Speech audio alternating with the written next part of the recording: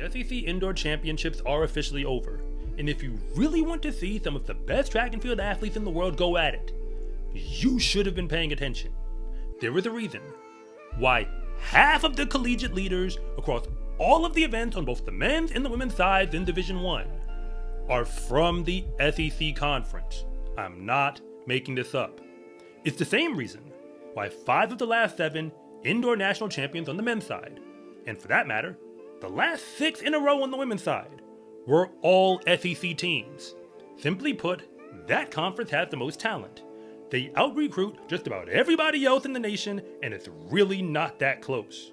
I am aware that the SEC Conference is still just one out of about 30 conferences in Division 1, and I was paying attention to all the conference championships that went down this past weekend.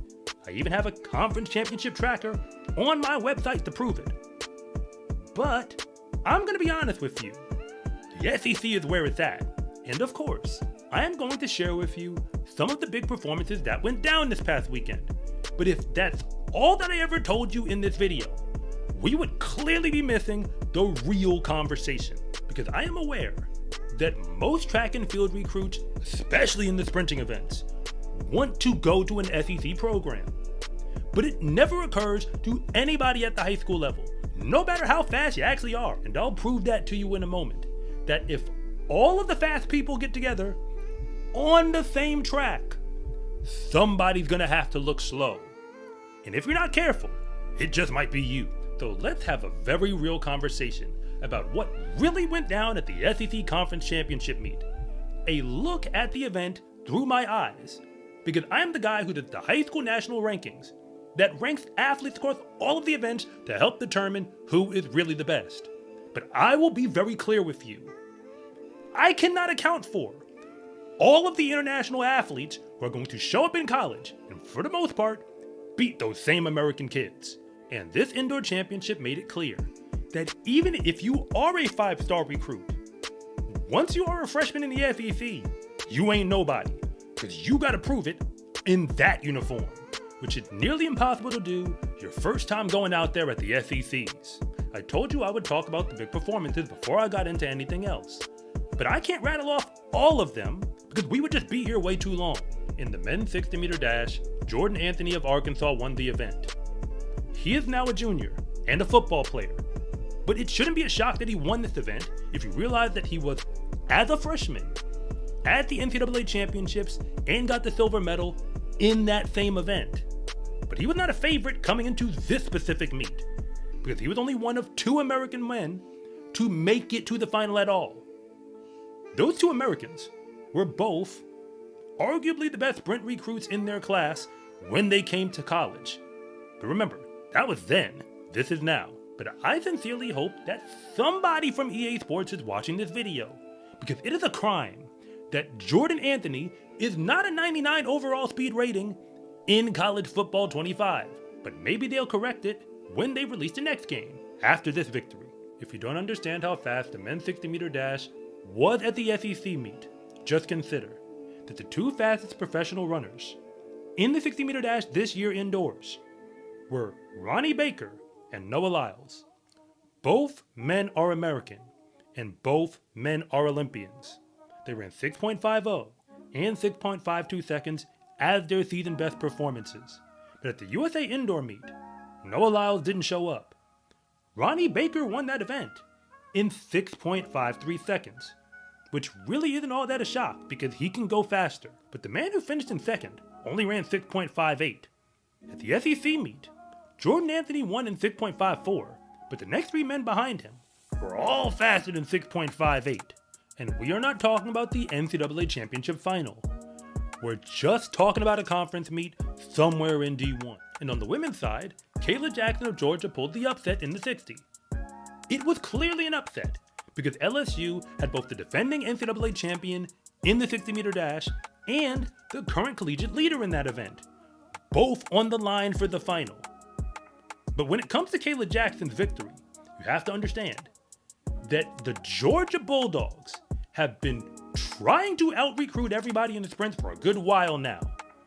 The number of 4- and 5-star recruits, and I'm talking about like high 4-star recruits, that they have on their roster is ridiculous. And last time I checked, they've got like 4 or 5 of them committed right now to show up next season. But the results for the men's 200 were just about as predictable as any race could have been in this meet. Because 2 of the men on the starting line were in the Olympic final for the 200.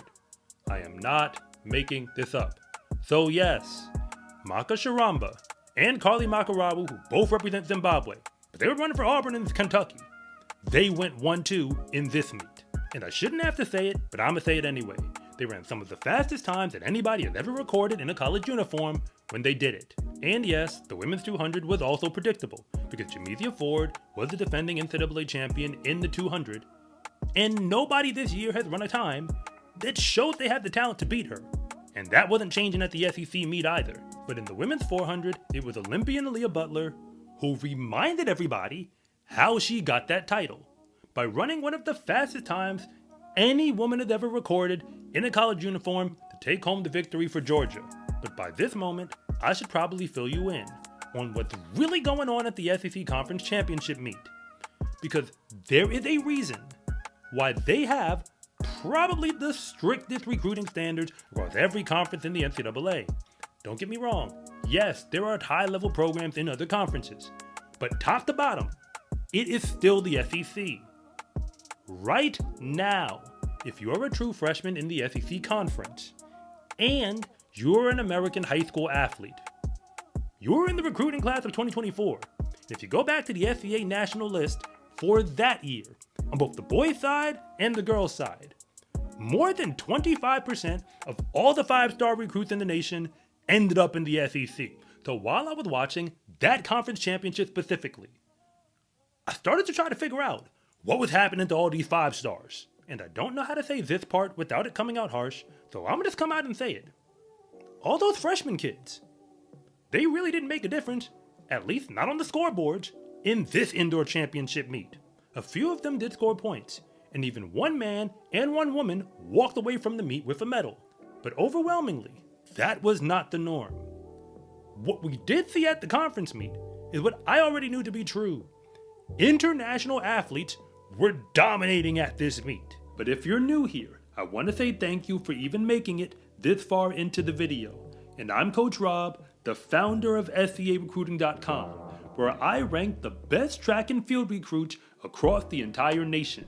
And if anything that I say actually connects with you, it is always greatly appreciated if you would please like and subscribe. But if I don't, just let me know in the comment section, because I try to read them all.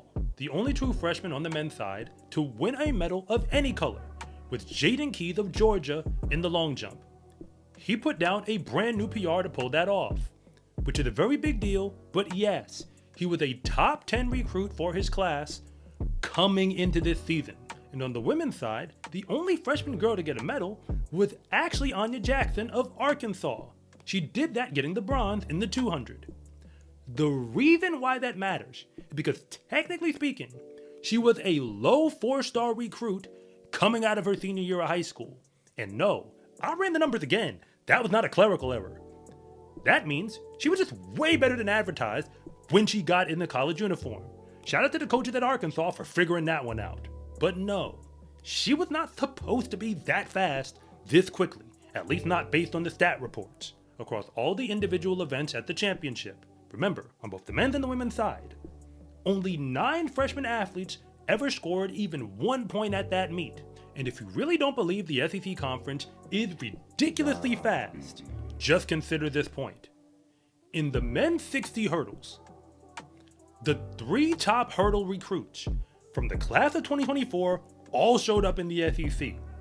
And if you look at the results from this past weekend, they were there in the prelims, all the way at the bottom, together, all 3 of those freshmen.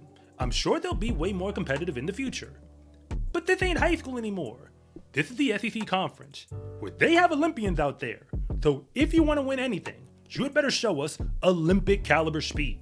Division I recruiting is always very competitive, and that's basically in any conference that you choose. But the SEC is doing something entirely different.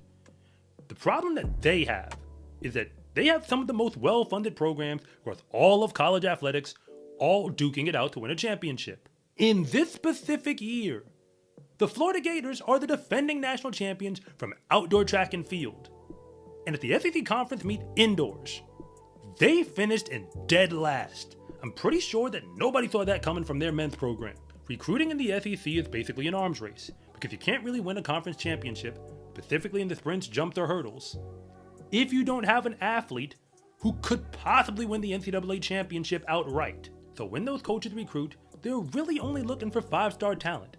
They'll accept some 4-stars, don't get me wrong. But what they're looking for are 5 stars, because those athletes project to at least make a difference at the conference championship meet, for the most part once they get in the uniform.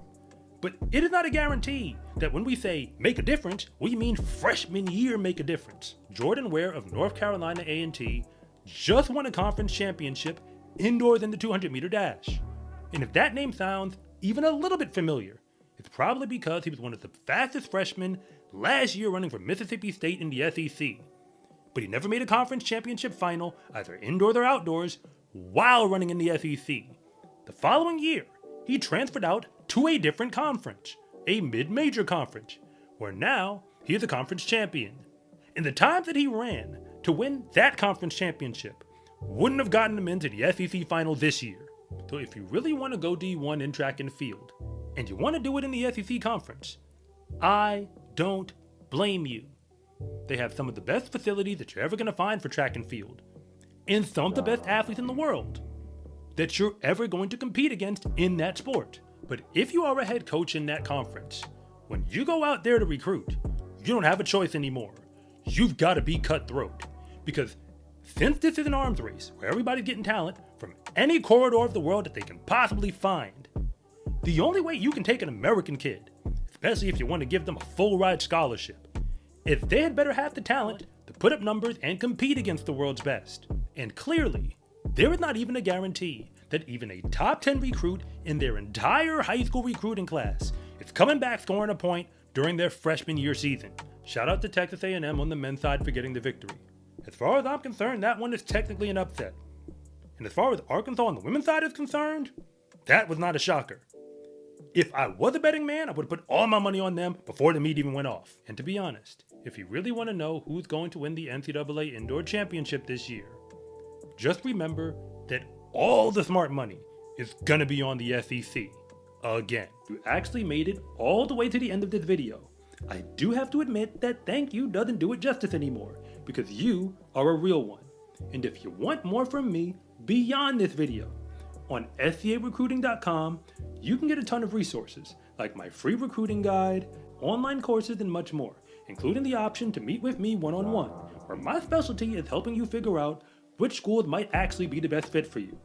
And if nothing else, and you really just want to see more content like this, it is always greatly appreciated if you would please like and subscribe.